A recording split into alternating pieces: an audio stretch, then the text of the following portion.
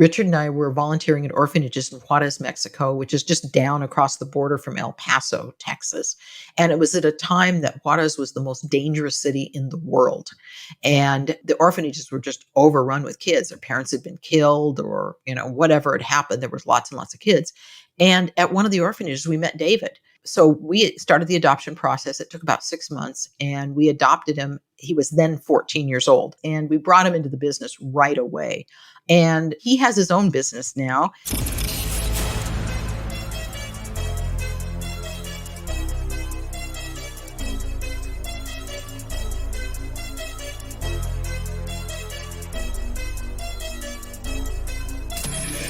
This is the Maverick Show, where you'll meet today's most interesting real estate investors, entrepreneurs, and world travelers, and learn the strategies and tactics they use to succeed. And now, here's your host, Matt Bowles. Hey everybody, it's Matt Bowles. Welcome to the Maverick Show. My guest today is Diane Kennedy. She is a certified public accountant, real estate investor, location independent entrepreneur, and the New York Times best-selling author and co-author of 14 tax and real estate books. Diane has over 35 years experience advising some of the nation's wealthiest and most prominent business owners and real estate investors, including Rich Dad, Poor Dad author Robert Kiyosaki, and she wrote one of the first books in his Rich Dad Advisors series. Diane's mission today is to disclose the money-making, tax savings, and asset protection secrets used by the super rich and explain them to everyday Americans using real language with actionable steps. She is the co-founder of U.S. Tax Aid Services and the founder of Cashflow Accounting, both of which are completely virtual companies that she can run from anywhere in the world. And she and her husband, Richard, have traveled to over 40 countries. Diane, welcome to the show. Hey, it's great to talk to you. Well, it's been amazing. You and I, to contextualize for people, have known each other, I want to say now, for 13 years. Yeah. Which is totally amazing. And also just to give geographical context for this interview today, as we're both world travelers, I am actually sitting in West Africa. I am recording this from Accra, Ghana. And you are where? On the beach in Mexico?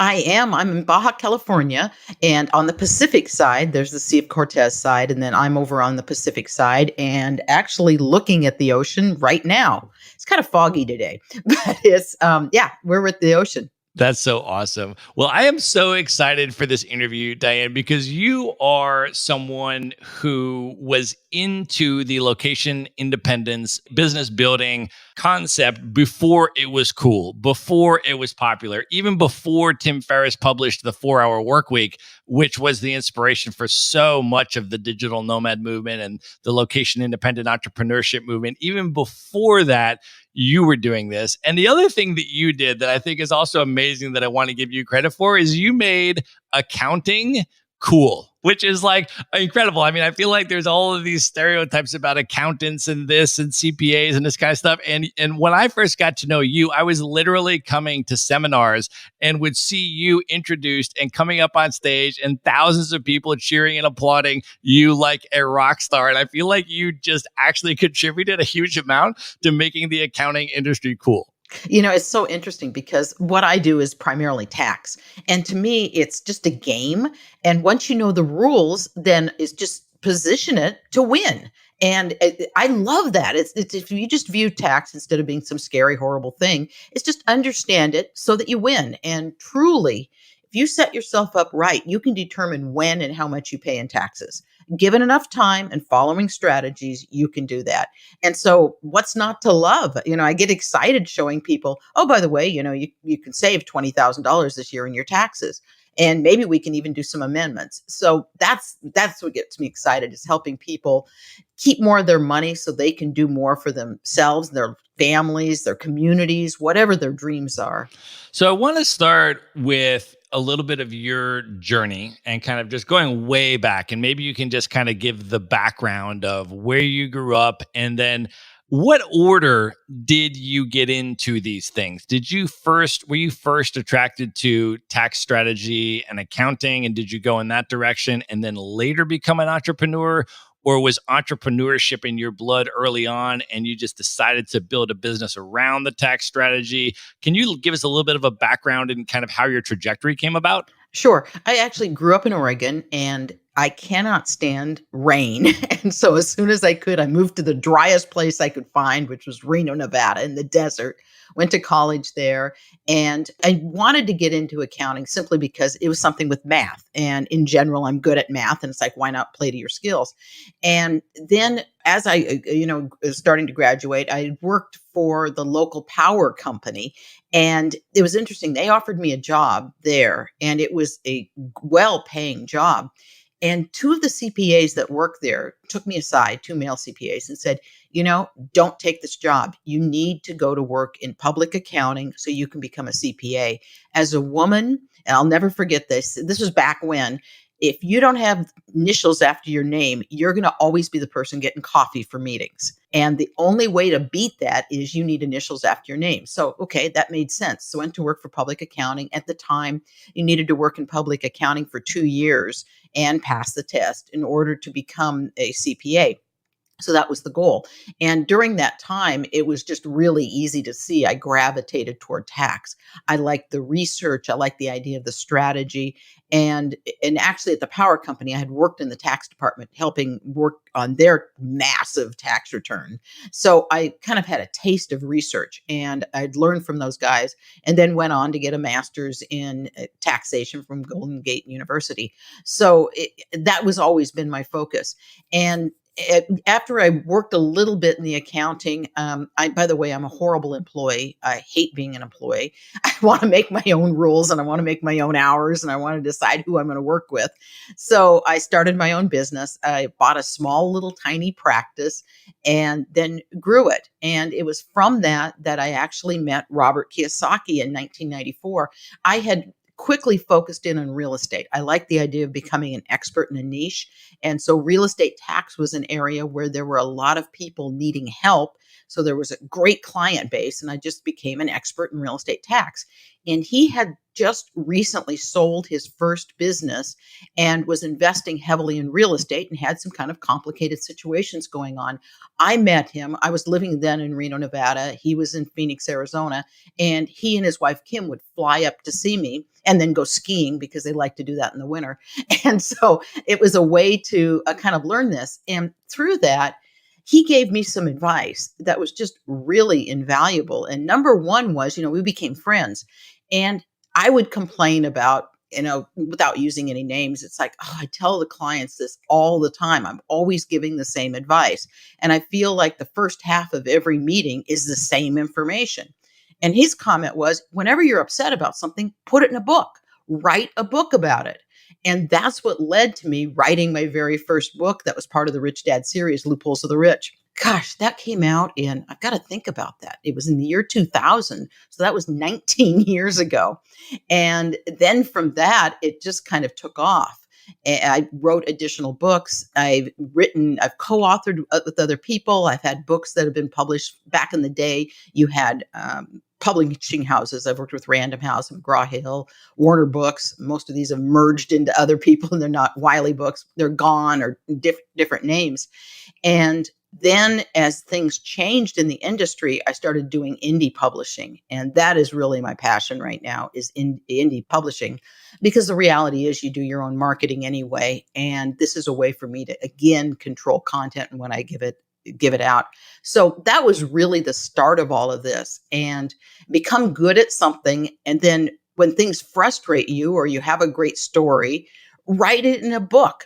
And right now, I would say to people that if they've got something they're good at, start a blog. If you haven't done it already, start a blog, because those articles go into books very easily over time. So it gives you ideas as things happen, write about it. And by the way, that can be a business right off the bat. And then you get a whole bunch of tax deductions. So there you go. That's kind of how virtual has changed how you do business. Back when I started this 19 years ago, I was just starting in virtual with a website and whatnot. It was kind of new though, and not nearly as easy as it is now to do it. Well, maybe we should use that as a jumping off to start off by talking about your writing Sure. because first of all, I found you through that book in the Rich Dad Advisor series. So I read Real Estate Loopholes, which was the Rich Dad Advisor book, and then I started finding what other books had you written and started reading those. And then I looked you up and I started paying to come to your seminar events so that I could learn from you personally. And then eventually hired your company as my accounting company to do Right. my personal taxes as well as my companies. And so you and I have had a long relationship, but that was my sort of, if you will, customer journey to you. You and I, of course, are very good friends now, but that was basically my customer journey to you. And I wonder if you can talk a little bit in terms of your writing and the extent to which that has been a marketing avenue for your company and, how significant that has been compared to other marketing initiatives that you've done. Yeah, that's a great question. And again, I've got to thank Robert Kiyosaki for helping me with that because, gee, I've got these people. Now, what am I going to do with all of this? And he was the one who talked about, well, you have to have a product, a service, something that the idea is an upsell. And then from that, developed an email list. Hey, come in here, get a free report, free recording, something of value that someone wants. And then once they do, they're on your list. And so then when you have special offers and new content, I always call it you're like feeding your list. I do regular emails now to my group, and it's new case law, specific stories on what worked, and maybe a story that's cautionary tale what didn't work. And it selects the people that are interested in that. If people aren't interested in that, they'll opt out, and that's fine. That's not your market anyway. But if you focus on providing content geared to that group you want to eventually sell additional products and services to, that's how you make money. Honestly, royalties off of books, you probably aren't going to make a fortune unless you have a lot of books. Kind of an asterisk on that, though. I've started this new project where I ran into a group several months ago on Facebook, and it's 20 books to 50,000 a year. And the premise is if you write 20 books and you do it in a genre, a series if it's fiction, but it's something where each one leads to another one and another sale, and then follow their very easy to follow guidelines with even cover design, title, the blurbs you use on Amazon when you put it up there, how you talk about it. If you follow that with 20 books, basically the minimum is $50,000 a year recurring sustainable income. And so I started an experiment. I'm going to try this because I just find that fascinating. It's something anybody can do because pretty much everybody's got a book or a series in them. And it's just a matter of writing it smartly and in line with what they're doing. And the other thing that, again, I'm just going to mention Robert Kiyosaki here again. He's the one who really taught me the importance of having passive income as opposed to just active earned income. And for me, I went through some health issues starting February 2017 and ended up not being able to work that much in my business. So my earned income basically dropped to zero. Thank goodness my husband and I had built up passive income, money that shows up without us having to work, and highly leveraged money where maybe I have some work involved, but it's I'm getting paid very well for my time, or usually it's if I do something, it's got multiple purposes. So I've got other things I can repackage that information I'm doing or that research. I do more than one thing with it. And so I've got multiple income streams that happen after that, off of that thing. So those are benefits that I've seen from this. And, of course, we know each other from real estate because Richard and I have real estate, and passive income with real estate's the best. But you typically need to have some money to put down, and you need to have some credit to be able to leverage this. And for some people, especially people starting out, that there's a limit to how much of that they can do. So I like the idea of building a business and real estate together jointly. And for the business, earned income is great in the beginning where you're doing the work because you're going to get paid more and it's easier to sell your one-on-one services. But build up that passive or leveraged piece in that. Those are kind of the lessons that I took away from all of that, and which 35 years later I'm still doing, and even more so than I used to do. Right. Let me ask you just in terms of your writing process, because you're not only a very prolific writer, but you are actually a New York Times best-selling author. And so I want to ask you both in terms of your writing process. How do you actually write a book? What is your process start to finish for doing that? And then also as a secondary question, what makes a New York Times bestseller? What gets one of your books onto the New York Times bestseller list? Okay, the New York Times best-selling list, I'll start with that question first.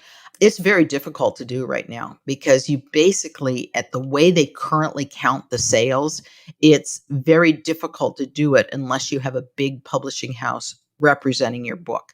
Now, is that possible? Absolutely. If you're John Grisham, you're going to get a New York Times bestseller. If you've got a lot of people behind your book, you can do that.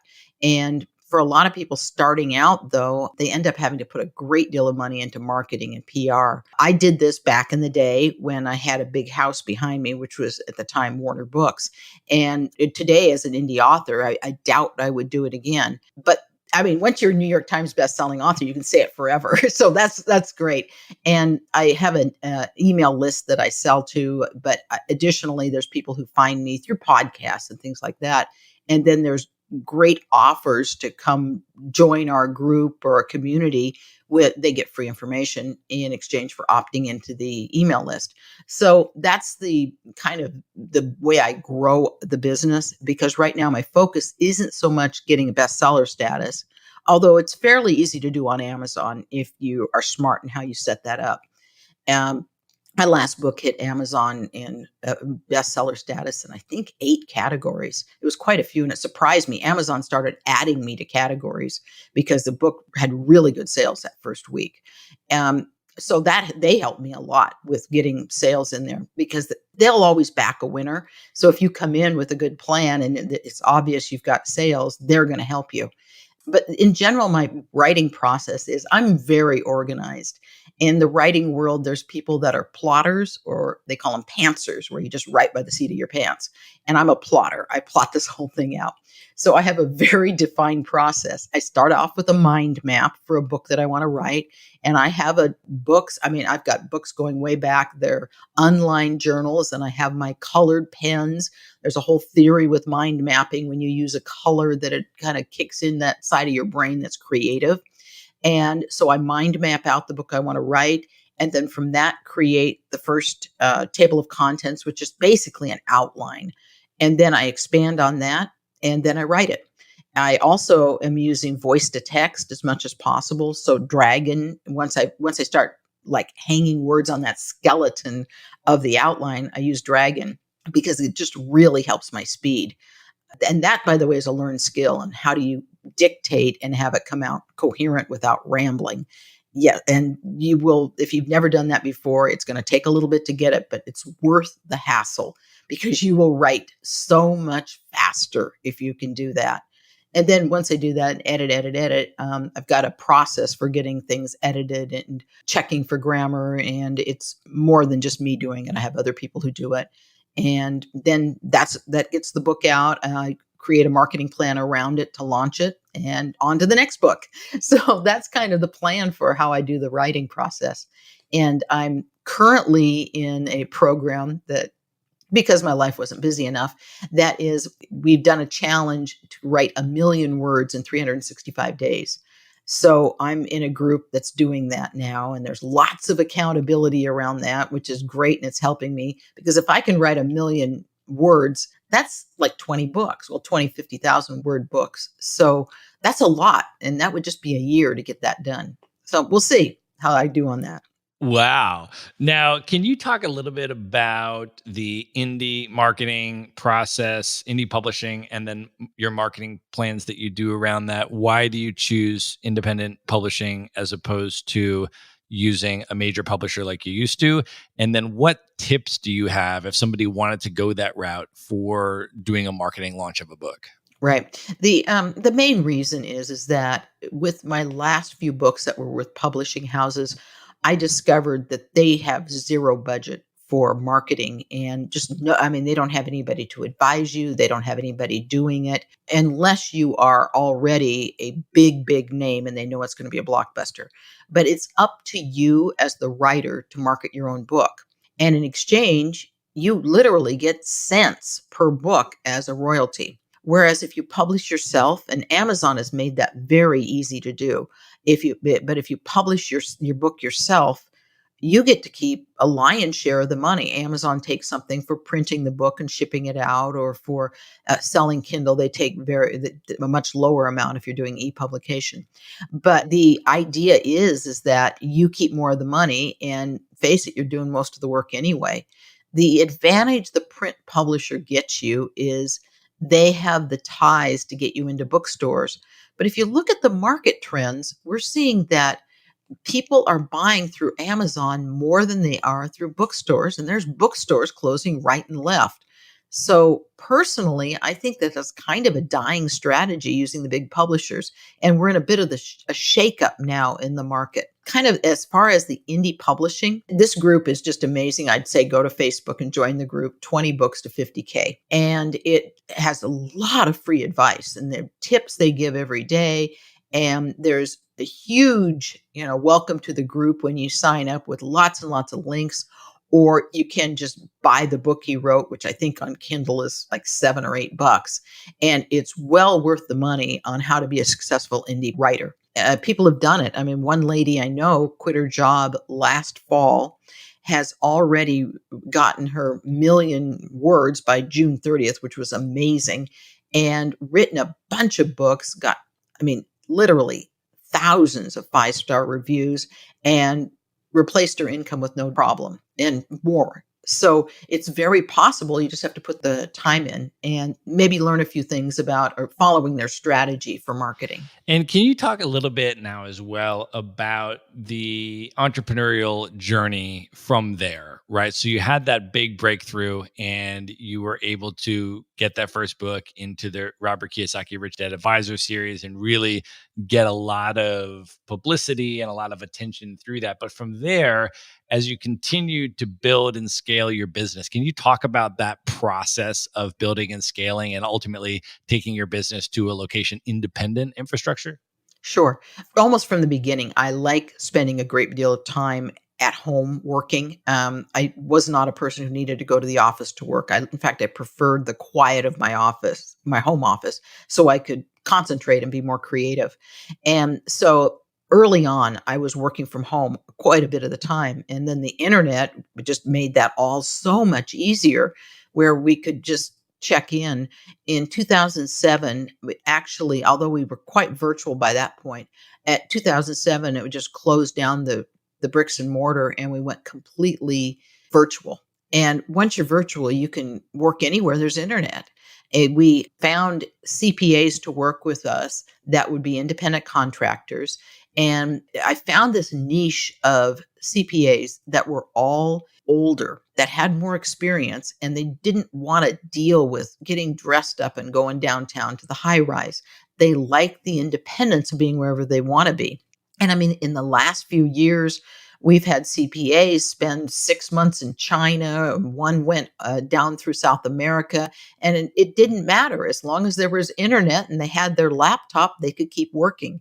So we've attracted those kinds of CPAs to us because they might not know marketing, but they've got the experience that they can definitely help our clients. So I found those guys, we worked out deals, and that's how we built this practice of CPAs that are all virtual.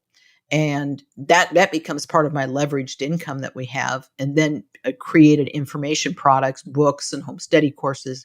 I have a coaching program I do twice a month. It's group coaching that's more affordable than for people that don't want to go the route of hiring us as their CPA or paying for a consultation. And by the way, those are all recorded, then packaged later and sold as information products. So the idea is that everything I'm doing now is primarily geared toward tax, asset protection for the business owner and the real estate investor. That would be my other tip I would give to anybody thinking about doing this, taking their business and doing it all online. Get niched as as much as you can, because the better you are as an expert in a particular niche, the more that you can kind of dictate how you're going to work. I mean, we get people still that'll say, "Hey, I just want to have a CPA, can show up whenever I want, put my feet on their desk and sit around and talk." It's like, yeah, we're not that person because the reality is you can't bill for that time. And if we're looking at maximizing our effort and a return, that doesn't make any sense. I mean, we can go out and have coffee and, have a great time chatting, but when I'm working, I'm working. And this isn't for everybody, but you will find those right people to work with who appreciate your model and who want that for themselves. And once you find that, then you're building out the client base that appreciates your expertise and you appreciate how they work with you. It's amazing because a CPA firm would not be something that people would have considered a traditionally virtual business, in the same way that Maverick Investor Group, as a licensed real estate brokerage that helps people buy investment properties, is not something people would consider a traditionally virtual business. And so I can remember back when I hired your company to do our taxes and our company taxes and all of that, and had been working with you for years. And I would say to people, "Oh yeah, I've never met my CPA." The person from your company that was actually doing our taxes that we were working with, I say, "Yeah, I've never met my CPA in person after years." I mean, it's now been, I don't know how many years, and Right, still never met in person. But I was like, why would I need to meet my CPA in person? And right. it was just such a paradigm shift. But I feel like you were such a pioneer in doing that so many years ago, and having the vision to that, whatever it is that you do for your business, there are ways and paths to create a virtual infrastructure for that, so that you and your staff can have the lifestyle freedoms that you want. Right. And just it's interesting because using your company as a bit of an example, if you had a real estate company where you sold homes that people wanted to get the feel for what they're going to live in and, things that are important to the color of the wallpaper and the curtains, that doesn't work virtually. But what you're selling is cash flow and return. And the reality is that doesn't matter where it is or what it's doing. Well, it does matter where it is as long as you've got a place that's a rental pool. It's all about the numbers, and that's a great example of becoming very niched, and then finding the people that want that particular skill set. And that makes sense. I mean, you're definitely a company that I frequently refer people to who are looking for, I just want a good return. I don't have time to go find a property. Great. These guys have got people in place providing a return. It's all about the numbers. Right. And even some of your staff CPAs have been buying their rental properties through us, I which has been know. an awesome sort of, kind of back and forth. They do our taxes, they buy their properties through us, and it works out well. Yeah. Let's go into that actually a little bit deeper, Diane, for listeners that aren't, fully familiar with all of the tax advantages of buying and holding rental properties. Can you talk a little bit about that? Why do you personally invest in real estate and choose to work with real estate investor clients, and maybe just explain a little bit about what those tax benefits are? Okay. If you are a real estate professional under the definition of the IRS, and we'll talk about that in just a second, but let's say you are, you don't ever have to pay taxes, period. If you do, either one, you don't own enough real estate, or two, you, or more likely your tax advisor, isn't familiar with all of the legal tax loopholes you can take with real estate. Now, there was a bunch of caveats in there. One is if you're a real estate professional, and that is a very specific definition that the IRS has. And for some people, like let's say a couple, maybe you have one spouse who has a business that's bringing in income and the other spouse is the one running the real estate. That often is the ideal situation because in order to be a real estate professional, you need to have at least 750 hours a year of real estate activities and more hours than any other trade or business. So if you've got a full-time job and you're single, it's going to be really hard to qualify for that because, you're working 40 hours a week and then you'd have to have 41 plus of real estate. Those are long weeks. That's test number one. Test number two, and this can be combined if you're married, that you have to have what's called material participation. And that definition changes based on whether you have a property manager or not, but it basically has to do with how many hours are you spending on that particular property.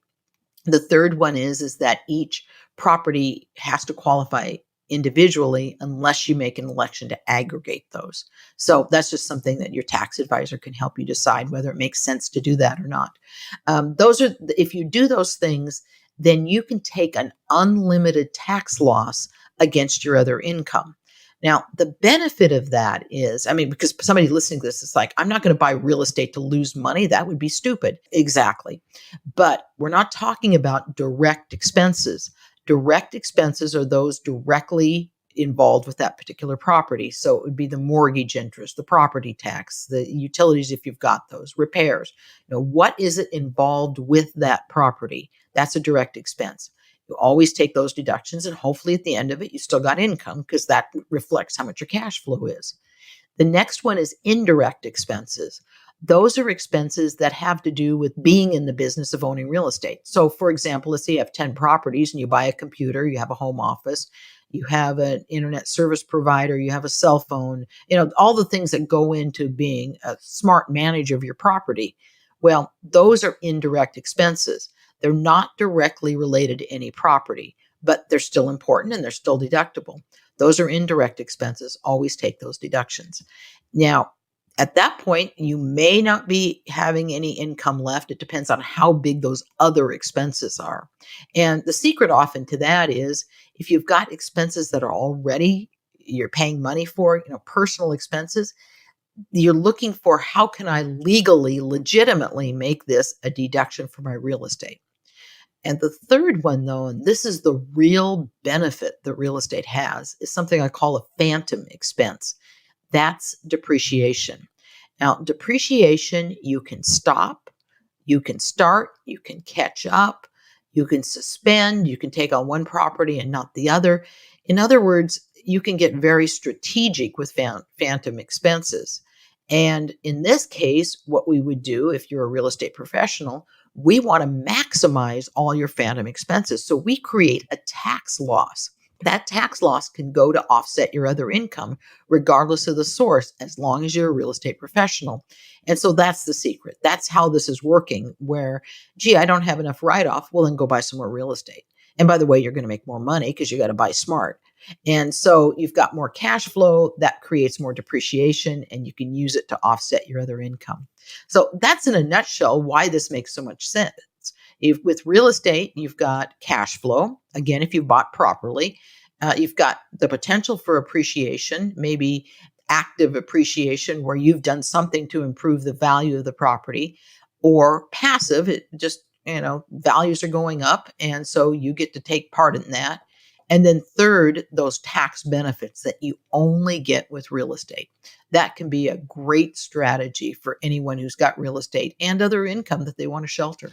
Now, if somebody cannot qualify as a real estate professional, like you said, they're single and working 40 hours a week and all that kind of stuff, which of those real estate tax benefits can they still take part in? The biggest thing is then in their case, if their income is over $150,000 a year, adjusted gross income, they're not going to get any of the real estate losses we might create. So what I would do is look for getting that income, that taxable income from the real estate to zero. There's no sense to create an extra loss that then becomes a suspended loss. Now, you don't lose it, it carries forward, but it actually, it's kind of tricky because what it ends up doing is you have to recapture depreciation when you sell.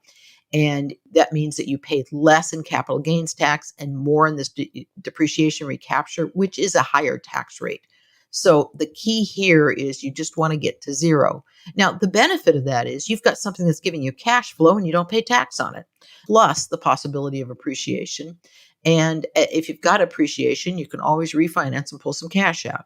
So those become strategies for using this, the asset, to create more cash for more investments without having to sell it. Contrast that with buying a stock. You might get dividends, which are fully taxable. And then in order to get that cash flow, you've got to sell the stock. You don't have to sell the house to free up cash. That is still, I think, is a great strategy for people with real estate. And who knows, down the line, you might retire and then you take advantage of all of these other tax benefits with real estate. Right. And so, just to be clear for folks, if this is sort of their first exposure to some of these tax benefits, even if they can't qualify as a real estate professional and they make over $150,000 a year, they can still take the depreciation phantom loss and use that against what would otherwise be taxable income from that piece of real estate. Right. So, Correct. if their cash flow that they're getting into their pocket every month, the net positive cash flow that comes into their pocket every month that would otherwise be taxable, then even if they're not a real estate professional, no matter how much money they make, they can still depreciate the property, take the phantom loss, even if the property is going up in value, and then use that as a write off so they don't have to pay tax on their positive returns from the property, right? Correct. And just kind of a little asterisk, it doesn't have to be just that property. I have clients sometimes that bought property years ago and it's basically free and clear. And at that point, when you don't have the mortgage interest, it sometimes can be hard to get that property down to zero. So if they have another property they've bought more recently that has more depreciation, that has more expense, and it creates a loss, they can use the loss on that property against another real estate passive income. So you can put all your properties together and that's fine. You can offset then. It's just that that loss can't offset your earned income or your interest or dividends. So it still works though to offset passive.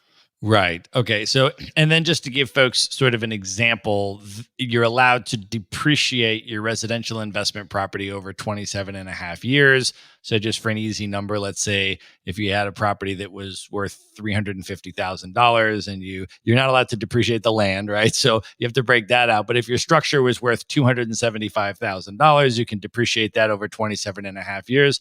So it's a $10,000 loss per year on paper, even if it's going up in value, that you can then take against $10,000 of real estate gains. Is that right? Correct. Now, you can actually even accelerate your depreciation, which we now are talking advanced strategies by doing something called a cost segregation study. And what that does is it breaks out the personal property elements of your property. So let's say you have a single family home. And in that, there's certain personal property elements. For example, the HVAC system, the floor covering, the refrigerator, garbage disposal. There's a number of things like that. Those don't have to be depreciated over 27 and a half years. They can be depreciated over 5, 7, in some cases 15 years. And so by doing this study, you break out from that 275,000, for example, how much value is to these separate items. And then you can accelerate your depreciation because the life is shorter on those particular ones. Again, that's an advanced strategy. So make sure you're working with somebody who understands how to take advantage of that tax rate changes. Right. And then if somebody does make less than $150,000 a year at their regular job, then if they have additional overflow depreciation after they write off all their real estate gains, then they can apply some of that to offset some of their earned income if it's under 150,000. Is that right? Correct. Well, it's actually under 100,000, you can take a deduction for up to $25,000 of real estate losses like that. And then between 100,000 and 150,000, the amount you can take phases out till when you reach that 150, you can't take anything. So yes, you'll get something, but until you know exactly where your income is going to be, you won't know exactly how much it is. Right. And now you mentioned depreciation recapture when you sell, but there's also a provision called the 1031 exchange. Can you explain what that Right. is and how that works? Yeah. Another great thing. The 1031 exchange is, the best way I can say is like a monopoly. When you had 4 greenhouses and you changed it for 1 red hotel, that's a 1031 exchange. You did that and nobody paid taxes. And by the way, that's real life. So if you have a property and you sell it, there's a bunch of gain and you don't want to pay tax right now, you can buy another property within certain specifications and roll your gain into that next property. Yeah, and that means that it doesn't mean that you'll never pay tax on it, but you've delayed the time when you have to pay it. Now, it's possible that you just keep rolling forever until your heirs inherit it, and then they inherit it at a higher value, and nobody ever pays taxes.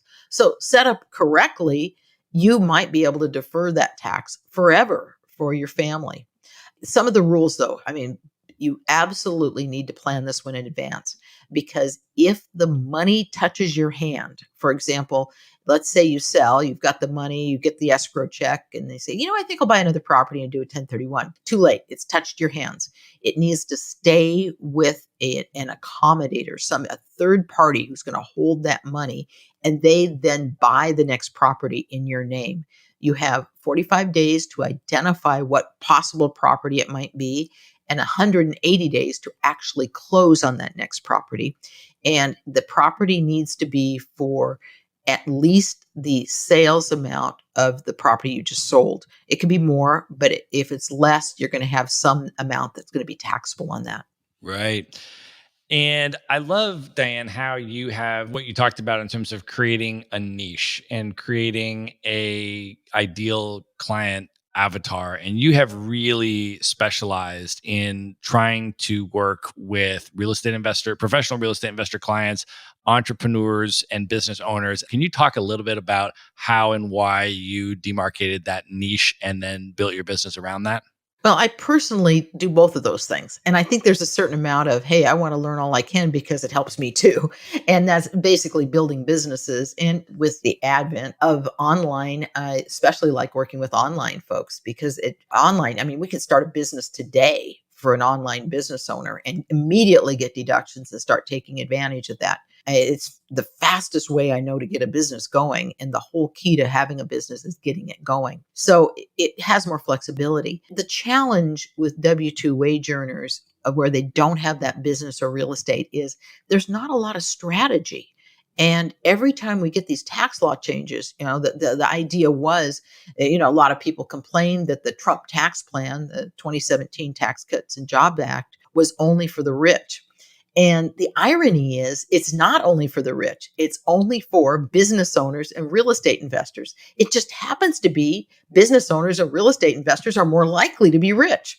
So I find that just fascinating as far as, okay, you're working then with people that are upwardly mobile, who are interested in improving their own personal life, the life of their family. Often they're people who are very driven by social causes, which is important to me as well. So it's a fun group to work with. It's inspiring to me. I learn from my clients all the time. That's why I picked that. And it's turned out to be something great. I mean, personally, I'm just waiting to see what happens to some of these franchise tax preparers because it's become so easy to do a tax return if you're just a W 2 wage earner. And that's because there's very few deductions left. And the old joke of how much do you make, send it in. It's like, well, guess what? That's your one-page tax return now. It just doesn't have a lot that's deductible. So people can do it themselves. And so there isn't a market for that group anymore. You need to specialize into something where people are going to value your expertise. That's to me, my belief in businesses. Right. And I really like what you do and what your focus is, Diane, in terms of helping regular people take advantage of very complicated tax laws that people think, that the wealthy have always taken advantage of, but that regular people can also take advantage of them too if they understand it. So we just talked through a lot of the real estate stuff, which is applicable to anyone that buys real estate. And that's a very accessible thing to do, right? So most of the turnkey rental properties through Maverick Investor Group still today in 2019, are 100,000 US dollars to 150,000 US dollars, in the markets that we're dealing with, right? We're not in San Francisco and Manhattan, right? And so if you qualify for a mortgage and you're only putting 20% down, $20,000 to $30,000 is all you need to buy and hold a rental property for the long term. And so that's a very accessible price point for a lot of people. Now they're a real estate investor. Now they get to start to take these other tax benefits. And I like the way that you're doing something similar in terms of entrepreneurship and in terms of starting businesses. And, a lot of people, even if they are still working at their job, just like they can buy real estate as an investment, they can also start a business and, start that side hustle and then try to maybe grow that into a full-time thing if they want. But can you talk a little bit about the tax benefits available as soon as someone starts a business? What can they do now? Well, I've got a story on that. And it was a person who was very involved in his own business. And, I was giving a seminar, and where do you spend most of your money, your personal expenses? And he jumped right up and said, shoes. My wife buys shoes. When we go on a trip, she has a suitcase just for her shoes. She buys lots and lots of shoes, and it was funny, and he got a laugh, but that was true. So because I knew he knew a little bit about programming, he knew WordPress, he knew how to put up a blog, I challenged him. Okay, she is an absolute expert on shoe fashion. So let's give her a blog on shoes. And she can take pictures of what shoes she's bought and what she would wear with it and how much it costs, and then provide a link for somebody to buy it. And then she gets an affiliate referral income. And by the way, that shoe is now a tax deduction because overnight he was able to throw up a WordPress blog and she began blogging about shoes and got a following from it. I mean, my goodness, if you watch people on YouTube, like the makeup people that'll get hundreds of thousands of viewers that are making a lot of money. This is a business. And if it's something that you really like and you care about, then why not blog about it or do a YouTube video? And then you get a following, you make money off of the advertisement and affiliate income, and you've got a write-off. And the cool thing is that you've got a write-off immediately. Even if you put up your links and nobody buys for the first couple of months because they're just discovering, you still get the write-off. Because in a business, you don't have those same limitations on losses going against other income. They can be used, generally at some point you need to show a profit motive and actually show profit. But for several years at least, you can run losses in that business, taking those write-offs for the things that you already are spending money on. So that's one of the biggest benefits I've got for doing that. Another big one, and we've talked a little bit about this before we got started, was about the idea of working and living in a foreign country. The easiest way I know to do that is with an online business. And then once you do, you've got some great opportunity for legally not paying any US taxes, and that's through the foreign earned income exclusion. So those become ways to make money because it doesn't have what we call nexus, which is a connection to a geographic area without nexus. So you end up paying little to no taxes. Can you talk a little bit more about that? There's definitely a lot of location independent entrepreneurs and digital nomads or aspiring digital nomads that either live outside the US or are itinerant and traveling around the world and so forth. So can you talk about what are the benefits of the foreign earned income exclusion and what does it take to qualify for those? Okay. So the benefit is that, gosh, I didn't look this up before. I believe it's 109,000 now can be excluded of income. So you can make $109,000 if I've got that number right. And you don't pay any US tax on it. Now, it's a foreign earned income. So that's probably the first difference we've got to make there, or distinction. It's got to be money that you actually make. If it's money you're making from your rentals, well, we've already talked about those strategies. We've got that covered. But even if you had income, it can't be covered. This is earned income, money you're making. So with that, basically, if you qualify, then you're not going to pay tax on that amount. A couple of things besides being earned income. The other is that you need to have either physical presence or bona fide residence outside the US. Physical presence means that you are gone for 335 days out of 365 days. By the way, that doesn't have to be from January 1st to December 31st. It's just 365 consecutive days. So in other words, you're only in the US for 30 days out of that time period. That's physical presence. It's a very objective test because you just have a diary and you can show where you've been. The other one, the bona fide residence, is a little more subjective. And in that particular case, you're looking to see, do you have a closer tie to another country than you do the US? Now, we still have a US address. We still have US property, but we have a closer tie to Baja California. We own property here, and we actually have some rentals and other things here as well. But this is where we spend most of our time, and we have a car licensed here. We have permanent residence here, visas here, and so we're legally in the country. Big deal for that too. But that gives us that bona fide residence, and with that, we could be back in the U.S. for up to 120 days. Although I recommend not pushing that number. Maybe don't go over 100, but still, you can be in the U.S. for a lot longer. I'm just going to say a little asterisk here. You do need to be careful with that because the US isn't always the most expensive country to have residence in. And I've seen people kind of jump from the fire to the frying pan, or however that goes, frying pan to the fire. But the fact is that they say, okay, I'm in this country now. Yay, I don't have to pay US tax. And it's like, yeah, but you're in a country that has a higher tax. So just be careful when you start that strategy that you're not going to create an additional problem. And to do that, you need to understand the tax laws of the country that you're in.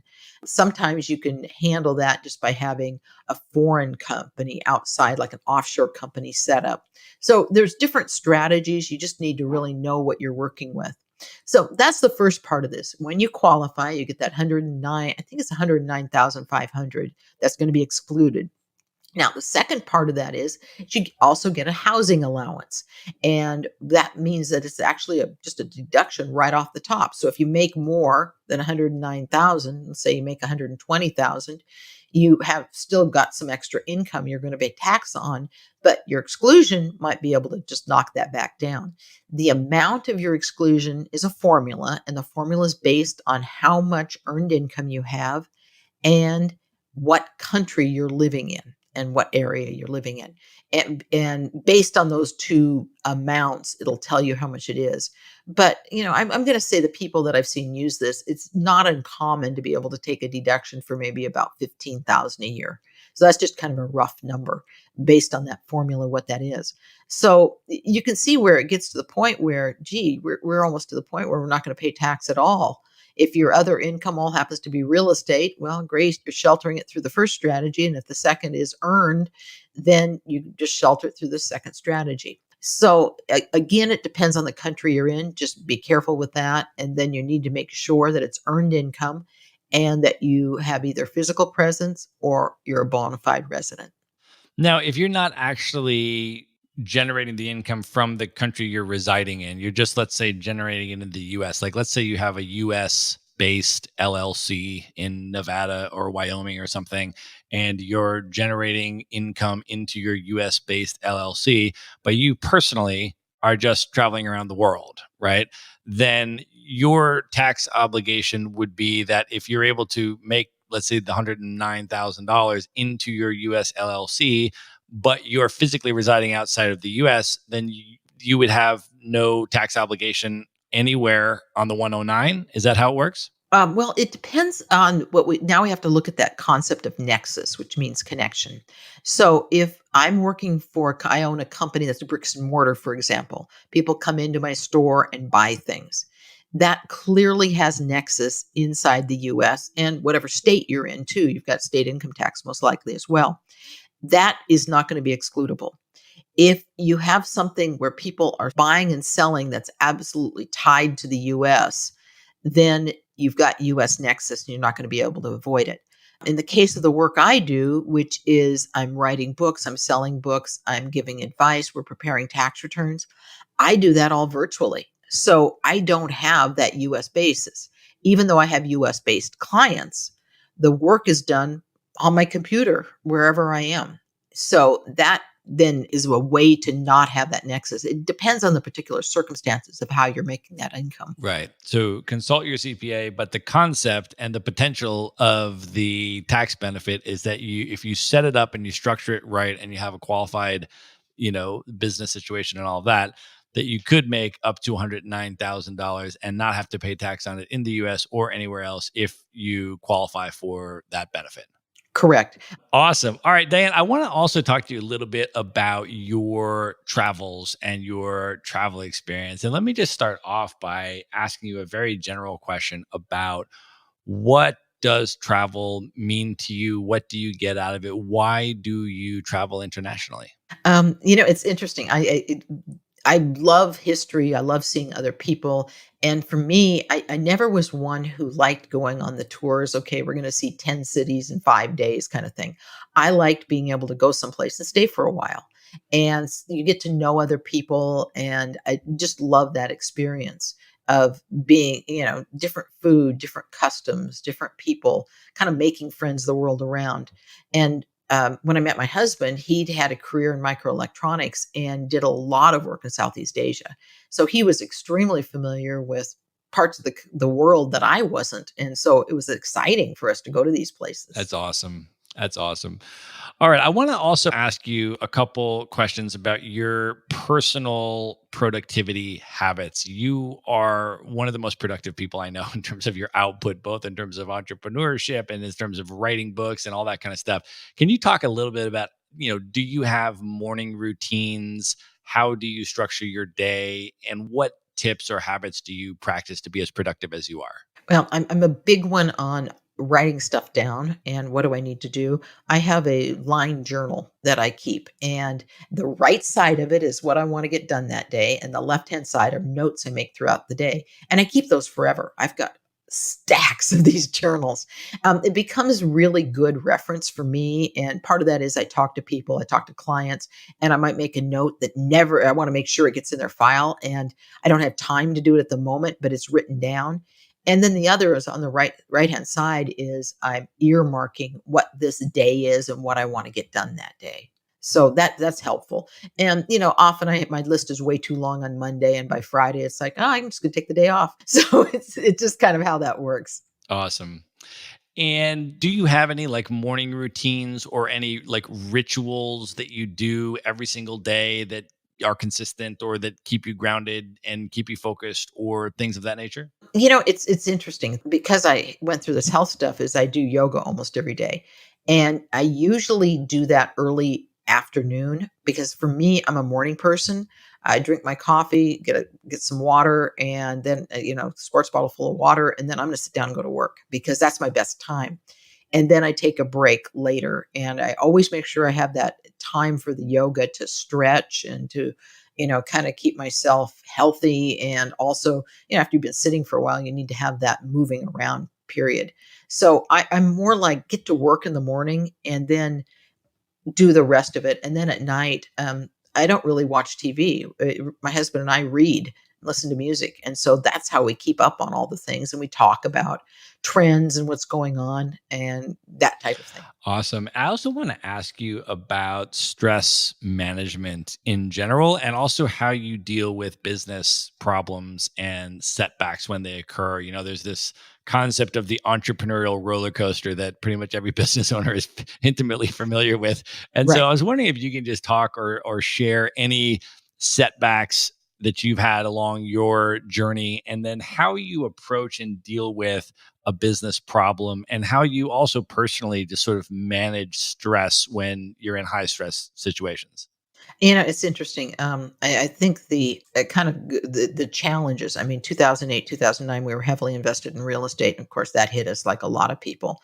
And I've had a couple of business partnerships that didn't work out that were painful, and it became a case of okay, this is where we are. What do we need to do? My approach is always to be very strategic and to just the whole concept of emotional intelligence to me is managing that emotional reaction to things because I find that the more emotional you become, the emotion goes up, intelligence goes down. Your ability to think through problems isn't there when you get emotional. So for me, it's okay, I'm not going to say I don't have these feelings, but I'm not going to deal with those now. Right now is where am I now? Where do I want to be? What am I going to do? And then times where it's been hard, it was kind of almost a mantra I had is, well, it's not getting worse. We're discovering more things that are wrong and that we need to fix, and we move forward. But or if something bad happened, that was then, this is now. And so I think it helps having those kind of mantras around you. But for me, I've always been this person who's very good in a crisis. I can, okay, I'm going to put that aside and worry about all that feeling later. What do I need to do now? I don't know what that is other than it's just a skill I developed over time. I'm also curious, Diane, to know a little bit about your sort of management style, your leadership style, and how you would characterize that in terms of leading the teams that you've built and put together over the years.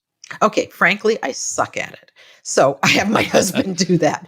But what we do is with our CPAs is I love the technical stuff. And I'm kind of famous for saying, I don't say this too often, but I will now. If everybody just do their job, I wouldn't have to manage anybody. It's like, so probably not the best thing to tell your team. That's why my husband does this.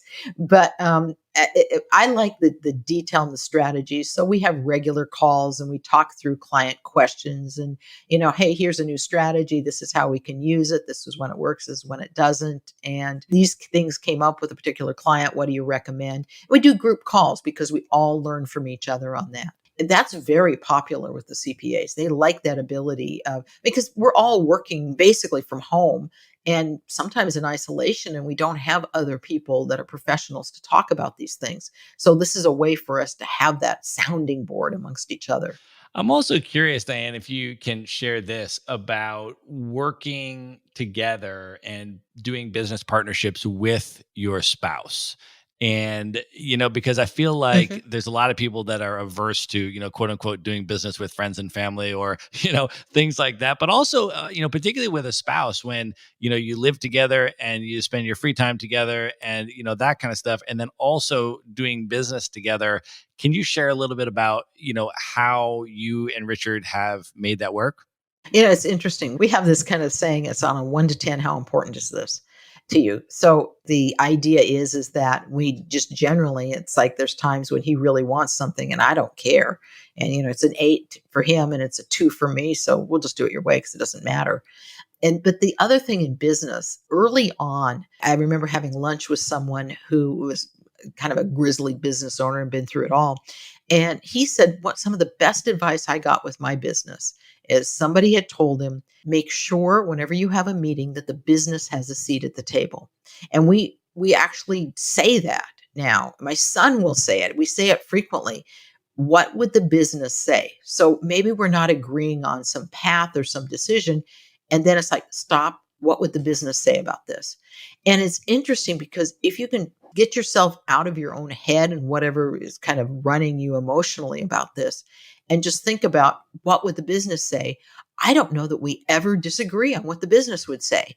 And then if it's a business decision, it's kind of like, okay, well, the business just spoke and it's a business decision, unless you're really, personally adverse to something because you have some ethical considerations or something, which I think the business would as well. But the idea is that you take a moment and then look at this objectively from the eyes of your business. That helps a lot. We don't share space. We have offices on opposite sides of the house. I mean, I can't hear him even, and we're up quite a ways away from each other. That's also a secret because he's kind of a messy person in his office. I'm not, and it would drive me insane. So you find ways to work with each other. I'm also curious about, parenting techniques and the extent to, bring kids into the business or not, and to the extent to which you do financial and entrepreneurial education, as well as just your general, approach to parenting and raising an amazing kid. I'd love for your take on that. Well, we met David. Richard and I were volunteering at orphanages in Juarez, Mexico, which is just down across the border from El Paso, Texas. And it was at a time that Juarez was the most dangerous city in the world. And the orphanages were just overrun with kids. Their parents had been killed or, whatever had happened. There was lots and lots of kids. And at one of the orphanages, we met David. And so we started the adoption process. It took about 6 months and we adopted him. He was then 14 years old. So the first thing I would say is, oh my gosh, holy shnikes, adopting a teenager. That was an experience. And, but early on, he needed to be homeschooled. He needed certain things because he was very, very bright, but not up to, going to regular classes in the US. And so there was a lot of things we had to do differently in the beginning. And, we just found his niches for him, what he excelled at. And then it was a case of, okay, we're going to get through this. And we brought him into the business right away. Now he has his own business now. He has food trucks and he just, I think, has opened a restaurant or is about to. I don't know if he's done a soft opening yet or not, but he went on to study culinary arts and he loves to cook. And so he has these food trucks. And so that, he's completely away from the whole accounting realm and whatnot. But it's interesting because he attributes a lot to working with us in the business, because he'll also say, what does the business say? This is a common thing we say in our household. And so he says that about his business too, when he's got a decision to make. What does the business say? So he learned a lot of the habits, although I certainly didn't teach him to cook. I mean, I like to cook, but he's way, way, way better than me. So, you find your skills and then you can kind of plug them into basic businesses. And that's what he's doing. That's awesome. That's amazing advice. All right, Diane, at this point, are you ready for the lightning round? You betcha. Let's do it. The lightning round. All right, what is one book that has really influenced you over the years that you would recommend to people? And now this is going to be surprising, I think, to people, but I loved The Worldly Philosophers. And it has to do with economics, and as opposed like social economics and the impact on society. The new version is chapter 11, and that is like mind blowing because it talks about how economic theory has changed and what that means for the future of societies. I find that fascinating because this is what we all work against, is this economic, and because I'm in the financial realm. And so this is what we're dealing with. This is the playing ground for us now. Awesome. What is one app or productivity tool that you're currently using that you would recommend? Okay, as a CPA, I wish everyone would get a scanner app on their mobile phone.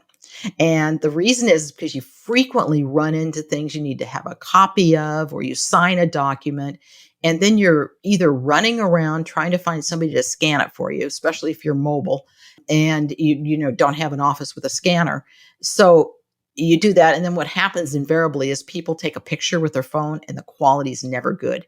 But you can download scanner apps on your phone, and then you scan it and it looks exactly like a scanned copy. The quality is the same. Definitely get one of those. Awesome.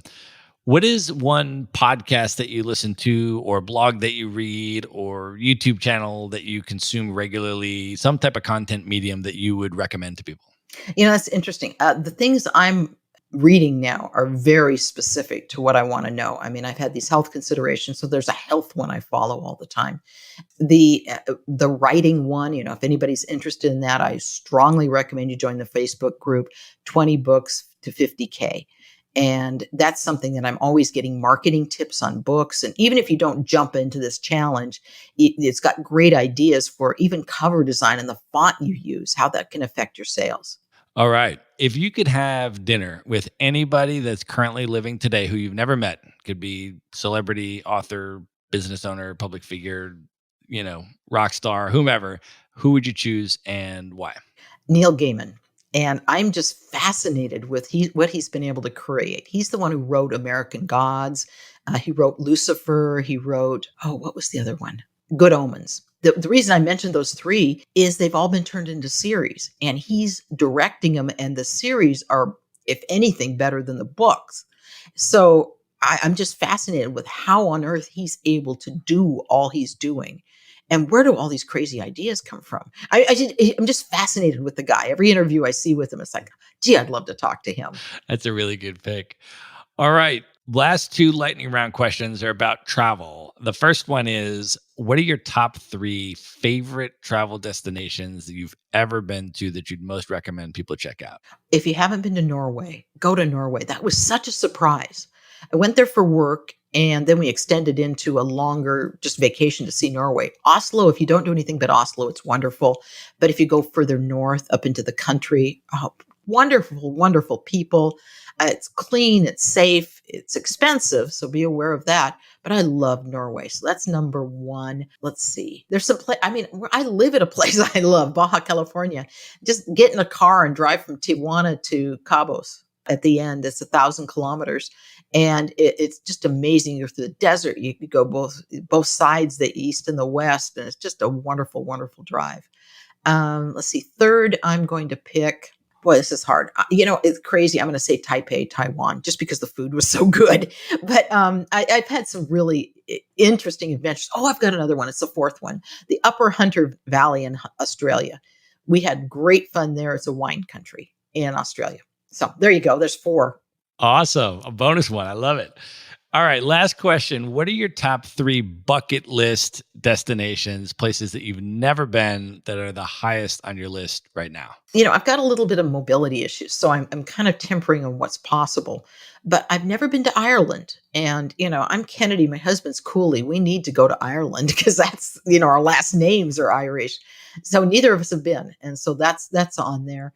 I would really like to go to Singapore. I've just known a lot of people who absolutely love it. The food is phenomenal, and it just seems like such a great destination. And then the third is just to explore more of Mexico. I'll say primarily the area where the monarch butterflies come to migrate. I mean, they get over 100 million butterflies in this small region, and I just couldn't imagine what that's like to see. Awesome.